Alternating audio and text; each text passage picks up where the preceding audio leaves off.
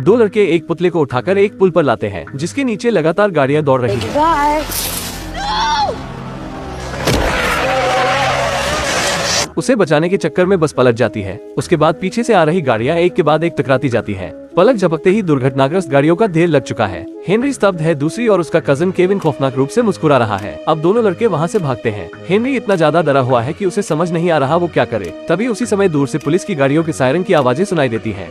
वो उन्हें देखकर पुल के नीचे एक होल में जाकर छिप जाते हैं। हेनरी समझ नहीं पा रहा कि आखिर केविन ने ऐसा किया क्यों। वो उसे अपना गुनाह कबूल करने के लिए कहता है, लेकिन केविन उससे कहता है कि ये हमने मिलकर किया है और अगर मैं पकड़ा गया तो तुम भी मेरे साथ अंदर जाओगे। आज हेनरी ने पहली बार हैवानियत को अपने सामने खड़े देखा है। अब जब दोनों शाम को घर पहुँचते हैं, वो न्यूज में उसी दुर्घटना की खबर देखते हैं। हेनरी अपनी आंटी को इसके बारे में बताना चाहता है, लेकिन तभी केविन आके उसे रोक लेता है। वो उसे धमकाता है, अगर तुमने अपना मुंह खोला तो मैं कहूंगा कि तुमने मुझे ये करने पर मजबूर किया था। आखिर ये मेरा घर है और कोई भी तुम्हारी बातों पर यकीन नहीं करेगा। ये सुनकर हेनरी रुक जाता है। दरअसल कुछ समय पहले हेनरी की माँ एक बीमारी के चलते गुजर गई थी और उसके पिता को बाहर काम से जाना था, तो उसे उसकी आंटी को सौंप दिया जाता है। जल्दी ही हेनरी फैमिली में घुल मिल जाता है। वो अपनी आंटी को अपनी माँ के रूप में स्वीकार कर लेता है। केविन ये सब देखकर सोचता है कि हेनरी उसकी माँ को उससे दूर कर रहा है। वो हेनरी से नफरत करने लगता है और केविन की बहन और हेनरी भी एक दूसरे के करीब आते जा रहे हैं। अब केविन अपनी बहन से भी नफरत करने लगता है। हेनरी उसे पकड़कर झकझोरता है। वो कहता है कि तुम इस तरह अपनी बहन को नहीं धमका सकते। दोनों आपस में लड़ने लगते हैं। तभी केविन की माँ वहाँ आ जाती है।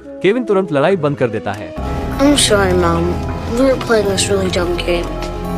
We weren't fighting. We were just playing. Weren't we, Mark? Yeah, playing. लेकिन किसने सोचा था कि केविन अपनी ही बहन को मारने पर उतारू हो जाएगा। अगले दिन हेनरी सुबह देखता है कि केविन गायब है। वो अपनी आंटी से पूछता है। वो बताती है केविन अपनी बहन को लेकर आइस स्केटिंग करने गया है। हेनरी को एहसास होता है कि कुछ तो गड़बड़ है। वो जल्दी से वहाँ पहुँचता है। अब वो देखता है कि केविन अपनी बहन के साथ असामान्य रफ्तार से स्केट कर रहा है। अचानक से वो उसका हाथ छोड़ देता है। वो तेजी से फिसलते हुए सुरक्षित क्षेत्र से बाहर निकल जाता है।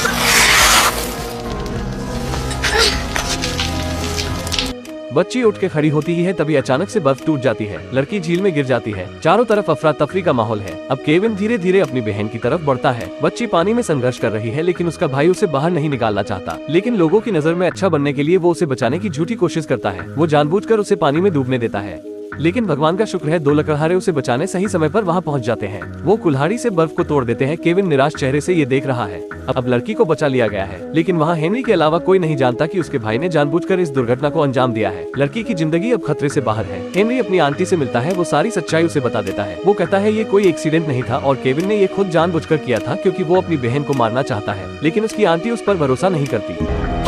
Stop it! Stop it! That's a lie! Henry is my son. He's my little boy and I love him. Don't ever come to me with these lies again. एक माँ के उसके बच्चे के प्रति अंधे प्यार के आगे वो खुद को बेबस महसूस करता है। रात में केविन चुपके से उसकी बहन के कमरे में जाता है।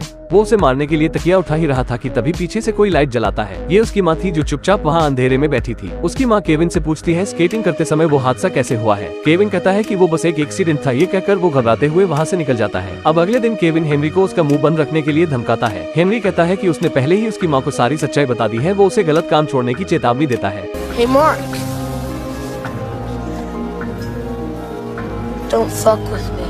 अब रात के वक्त जब हेनरी खाने के लिए फ्रिज में कुछ ढूंढ रहा था, तभी अचानक पीछे से केविन आ जाता है। वो कहता है कि उसने सारे खाने में जहर मिला दिया है। अब सबकी जान बचाने के लिए हेनरी सारा खाना फेंकने लगता है। इस मौके का लाभ उठाकर केविन अपने मॉम डैड के रूम में जाकर उन्हें जगाता है। हेनरी के इस व्यवहार को देखकर उसकी माँ सोचती है कि उसे कोई मानसिक समस्या है। वो उसे उसके रूम में बंद कर देती है। ये सब देखकर केविन को बहुत मजा आता है, लेकिन इस घटना से माँ को कुछ गड़बड़ का एहसास होता है। अगले दिन वो केविन के सीक्रेट रूम में जाती है। वहाँ जाकर उसे एक विचलित कर देने वाली गुड़िया दिखाई देती है। उसे वहाँ उसके मरे हुए बेटे की पीली बतख दिखाई देती है। तभी केविन वहाँ भी पहुँच जाता है। माँ उससे पूछती है कि उसके भाई के खिलौने यहाँ क्या कर रहे हैं। केविन कहता है कि ये खिलौने हमेशा से उसी के थे, तब भी जब उसका भाई इस दुनिया में आया भी नहीं था। वो माँ से खिलौना छीनकर वहाँ से भाग जाता है। वो उस पीली बतख को सूखे कुएं में फेंक देता है। उसकी सोच थी कि अगर वो किसी चीज को पा नहीं सकता तो वो उसे खत्म कर देता है। अब माँ को उसके छोटे बेटे की मौत का असली कारण समझ आ गया है, लेकिन एक माँ होने के नाते वो समझ नहीं पा रही कि क्या करे। वही दूसरी और केविन हेनरी के पास जाकर बोलता है कि वो अपनी माँ को मारने जा रहा है। ये सुनकर हेनरी कैंची उठाकर केविन को डराता है। वो उससे कहता है कि उसकी आंटी को नुकसान पहुँचाने की कोशिश भी भी मत करना।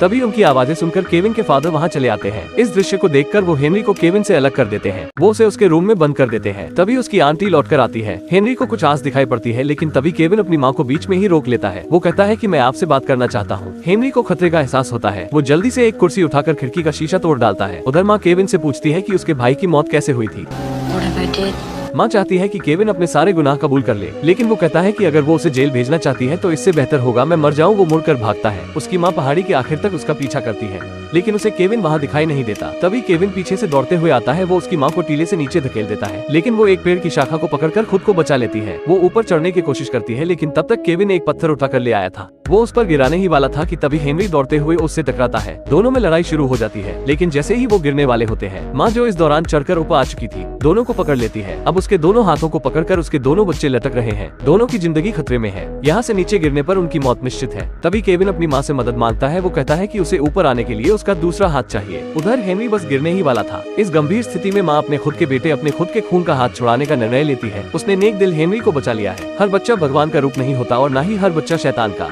बच्चे कोरे कागज की तरह होते हैं। वो अपने आसपास के माहौल से सीखकर अच्छे या बुरे बन सकते हैं। हाँ, एक सवाल आपसे, अगर आप ऐसी परिस्थिति में होते तो आप क्या करते? कमेंट सेक्शन में लिखकर जरूर बताएं।